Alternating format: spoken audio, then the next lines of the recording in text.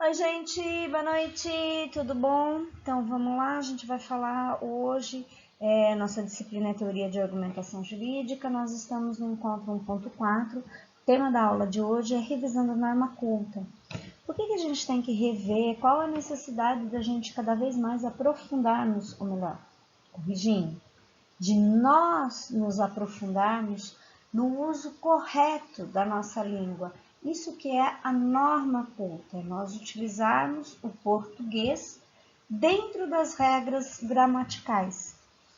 Em que pese nós temos alguns livros, o MEC tem autorizado já o uso de alguns livros com erros grosseiros de português, isso não pode se valer dentro de uma petição. Nosso instrumento para que possamos convencer o juiz referente aos direitos do nosso cliente, ou mesmo convencer a outra parte de que nós estamos com a razão, é o uso correto do português. Então, gente, por isso essa aula ela é essencial e a gente vai retomar alguns conteúdos, vários conceitos e conteúdos que vocês já trabalharam lá no ensino médio, que vocês já trabalharam no primário, mas que é a base para que a gente tenha um bom português. Então, em primeiro lugar, vamos lembrar um pouquinho de regência verbal. Então, nós temos 4 tipos de verbo: verbo transitivo direto, verbo intransitivo, verbo transitivo direto e indireto e o verbo intransitivo. Qual que é a diferença que nós temos entre eles? É o uso do seu objeto, que pode ser objeto direto, objeto indireto, ou, no caso do verbo transitivo indireto, que ele dispensa o objeto, lembra disso?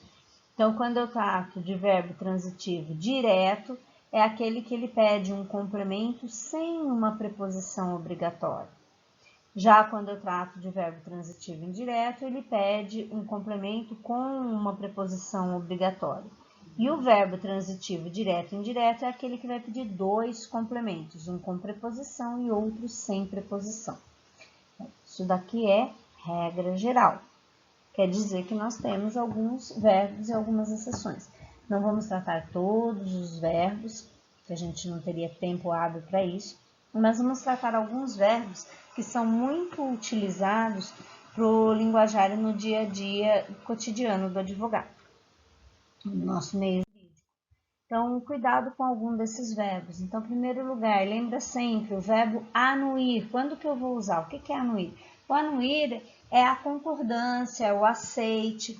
Então, eu vou utilizar se eu estiver falando de um contrato, se eu estiver comentando sobre a concordância da vênia conjugal do marido ou da mulher para a venda de algum bem.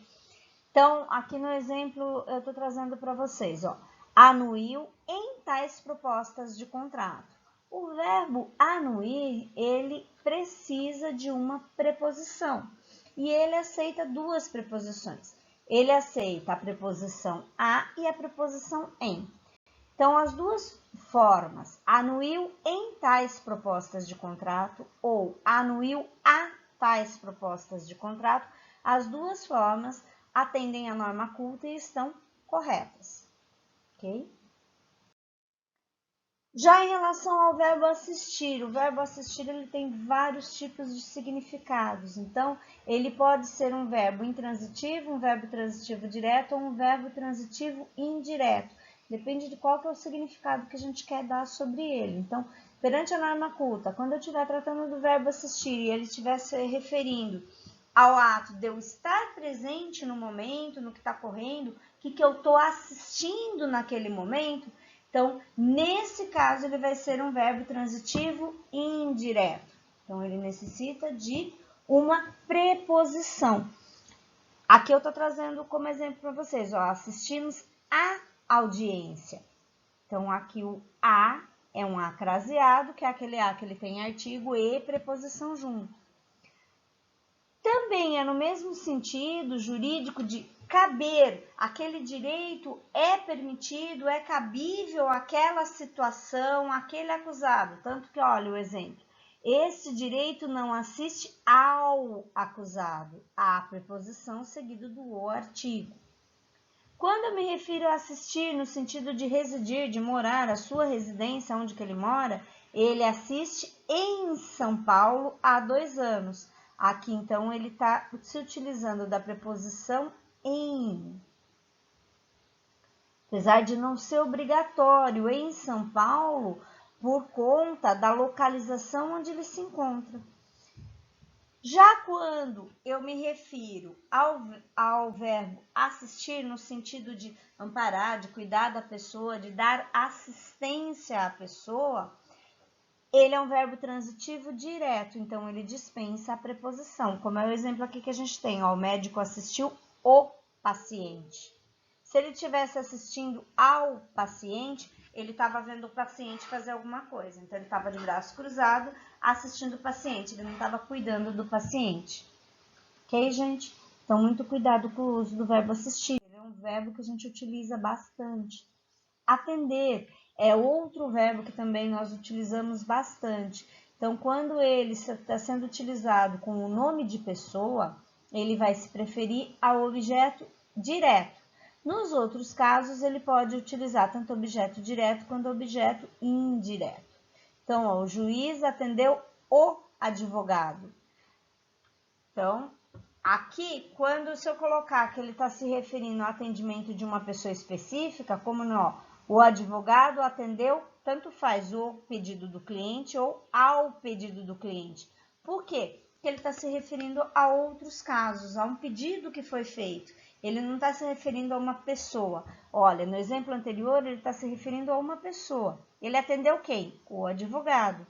Então, nesse caso, o objeto vai ser direto. Agora, quando ele está se referindo, ele atendeu um pedido, ele não atendeu o cliente, ele atendeu o pedido do cliente. Então, pode ser o pedido ou ao pedido, as duas formas estão corretas pela norma culta.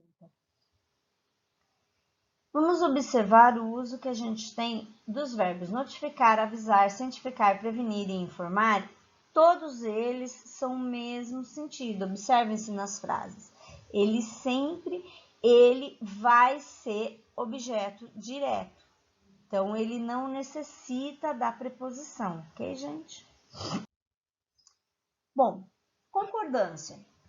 A concordância ela pode ser nominal ou verbal, lembrando que quando a gente fala de concordância nominal, eu estou me referindo a nome, então eu estou me referindo a adjetivo, a artigo, a substantivo, ao pronome. E já quando eu estou me referindo à concordância verbal, eu sempre estou me referindo ao verbo. Então, como que o verbo vai se posicionar em relação ao sujeito da oração, ok? Lembrar essa partezinha. Então, lembrando, em relação à concordância nominal, lembra que toda regra, ela tem sempre uma exceção. Então, que regra que eu tenho? Os pronomes, adjetivos, artigos e numeral, eles sempre concordam com o número do substantivo em gênero e número. E que exceção que a gente tem que tomar cuidado? Então, a gente tem casos especiais. Então, eu tenho o primeiro, o adjetivo posto depois a 2 ou mais substantivos. Então, se eu tenho 2 substantivos, o adjetivo vai para o plural. Ou ele concorda com o substantivo mais próximo. Olha o exemplo que eu trouxe para vocês. Casas e oficinas antigas. Então, casas está no plural. Só que eu tenho casas e oficinas. Então, ele vai para o plural por conta de que ele está se concordando que são 2 adjetivos, entendeu? 2 adjetivos não, desculpa, gente, 2 substantivos. Agora, casas e oficina. Aí ele vai concordar com oficina, então oficina antiga. As duas formas estão corretas pela norma culta, ok? Se o substantivo for antônimo, então nesse caso ele deve sempre ir para o plural. Então, olha, dia e noite são antônimos, quentes. Voou por rios e terras desconhecidos. Então, sempre que eu tiver 2 substantivos antônimos, ou pela concordância nominal, o adjetivo, o adjetivo, o numeral, o substantivo, ele vai para o plural. Pronomes de tratamento, gente. Nós temos que ter uma importância muito grande, como que a gente vai endereçar nossa petição, para quem que a gente vai endereçar. Muitas vezes nós não tratamos somente com o juiz, nós tratamos com outras autoridades. Uma petição que você vai endereçar para o prefeito, uma petição que você vai endereçar para uma repartição pública. Então, qual que é o pronome que eu devo utilizar nesses casos? Então, aqui, o correto, a abreviatura de você pela norma oculta é V e não VC, como a gente costuma usar nas redes que a gente tem, né, nas mídias sociais. Vossa Majestade, ela sempre vai ser direcionada então, para as reis e rainhas, e a abreviatura vai ser VM. Senhor e senhora é um tratamento de respeito, então esse eu vou utilizar para toda e qualquer pessoa. E aqui a gente tem a abreviatura. E senhoritas são para moças, são para as mulheres solteiras. E a abreviatura correta aqui na frente, tá, gente? Vossa Alteza, quando que eu vou utilizar? Vossa Excelência, que eu vou utilizar para o presidente, para o governador, para o embaixador, para o desembargador. A gente vai ver no próximo slide. Não é errado você utilizar também Vossa Excelência para o juiz. Mas o correto pelo português culto, o mais correto seria utilizar meritíssimo, e a abreviatura é MM. E para as demais autoridades? Quando eu vou conversar com o prefeito, quem que é o prefeito? O prefeito é Vossa Senhoria. Então, os pronomes de tratamento. Para cargos, auditores, curadores, defensores, eu posso utilizar para esses cargos de chefia Vossa Excelência. As que está a abreviatura.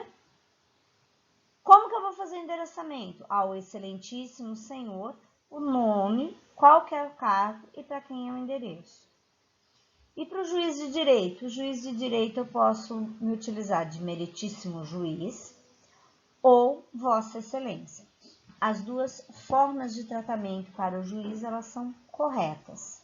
Lembra que você vai ter esse endereçamento no cabeçalho da sua petição, que foi o exercício que vocês fizeram para mim na semana passada e que eu estou terminando de corrigir até amanhã, eu já dou feedback para vocês. Então, como que eu vou utilizar? Ter a formalidade e informalidade. Então, sempre que eu estou tratando de uma comunicação pessoal ou uma comunicação pública, eu posso, em regra, me utilizar da informalidade quando eu estiver enviando uma carta, um e-mail, um bilhete, um aviso. Durante as conversas públicas, conversas por telefone, eu posso me utilizar da informalidade. Então, o que é utilizar da informalidade? Chamar o juiz de senhor. Não vou chamar o juiz de você, a não ser que eu tenha amizade, que eu tenha muita proximidade com ele. Caso contrário, eu vou chamá-lo de senhor, numa conversa por telefone, numa conversa pública. Comunicação pública, em notícias de jornal, carta ao leitor, durante um debate, um inquérito, uma entrevista pessoal. Então, a informalidade que eu vou usar nesses atos vai ser o quê? Senhor e senhora. Então, isso é um pronome de tratamento que eu vou estar utilizando, vou estar sendo educado, vou estar utilizando a norma culta, porém, eu vou estar sendo informal. Quando que eu tenho que estar sendo formal? Quando que eu tenho que se tratar como Vossa Excelência, meritíssimo juiz? Quando você está dando um parecer, quando você está fazendo uma peça processual, numa peça processual você não vai nunca chamar um juiz de senhor. Você sempre vai tratá-lo como meritíssimo juiz. Você vai tratar o seu colega como doutor. Você vai tratar o promotor como Vossa Excelência, como promotor. Então, quando que você vai tratar? Em textos que a gente chama artigos acadêmicos também, em leres, pareceres, em peças processuais, você vai sempre utilizar de formalidade. Bom, agora a gente vai tratar um pouquinho referente à pontuação. Pontuação é uma coisa também muito importante, gente. Então, são os sinais que a gente vai utilizar e que vai trazer ritmo para o texto. Então, uma pausa, ela pode mudar completamente o sentido da oração. A entonação que eu vou utilizar também ela é importante. e ela é extremamente, não só no momento de diálogo, de conversação, no momento de uma defesa oral, mas também na parte escrita. É essencial nós prestarmos atenção na maneira como utilizamos a nossa pontuação. Então, ponto final, eu sempre vou terminar uma frase. Então, aqui eu trouxe alguns exemplos. A Helena vai trazer o bolo da festa. As comemorações começaram amanhã. Procurar no início, quando vocês estão para elaborar textos, procurar não fazer textos tão longos, para não correr o risco de vocês se perderem no texto e acabar perdendo o sentido do mesmo. Então, o ponto final, ele sempre vai separar uma frase da outra. E ele vai dar a interrogação sempre é um sinal que eu vou estar utilizando para indicar alguma pergunta. Eu já vi alguns advogados se utilizarem de tipo de questões dentro do texto de petições processuais, justamente para provocar uma resposta para o imaginário do juiz. Eu acho um artifício muito sábio e muito técnico de ser utilizado e muito interessante, dependendo de qual que é o andamento, o que você está querendo criar e propor dentro da petição.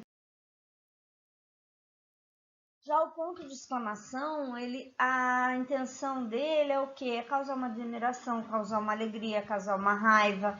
Então, ele expressa emoções que você gostaria de transferi-las para o papel. Então, também é muito legal você utilizar isso em textos que vocês venham a desenvolver. A vírgula, a gente tem que utilizar a vírgula com muita cautela, tem que se ler e reler o texto, utilizando-se as pausas da vírgula, porque a vírgula muda completamente o sentido de um texto, de uma frase, de um contexto que você está utilizando, dependendo de onde que você colocar a vírgula. Então, o que eu aconselho em relação à vírgula? Sempre que vocês utilizarem o texto, leiam, utilizando a pausa que vocês estão colocando, para ver qual que é o sentido que o texto vai ter. Vírgula. Então, isso eu quero causar um drama, informar que, olha, ele não acabou, então eu estou enumerando as situações que podem acontecer, então eu preciso de uma pausa um pouco mais longa. Eu vou me utilizar do ponto e vírgula ao invés da vírgula. Os dois pontos, eu sempre vou me utilizar quando eu vou introduzir uma numeração, se eu estou fazendo um discurso, quando eu vou fazer uma citação de uma doutrina, uma citação de uma jurisprudência, vou citar uma súmula do tribunal, então eu menciono qual é a súmula, qual é o assunto, coloco 2 pontos e vou transcrever, copiar a súmula que eu estou mencionando. Eu vou citar a posição de um doutrinador e eu vou copiar essa posição do doutrinador. Então, eu vou me utilizar dos 2 pontos para indicar justamente o quê? Que eu estou copiando e que eu vou introduzir essa citação.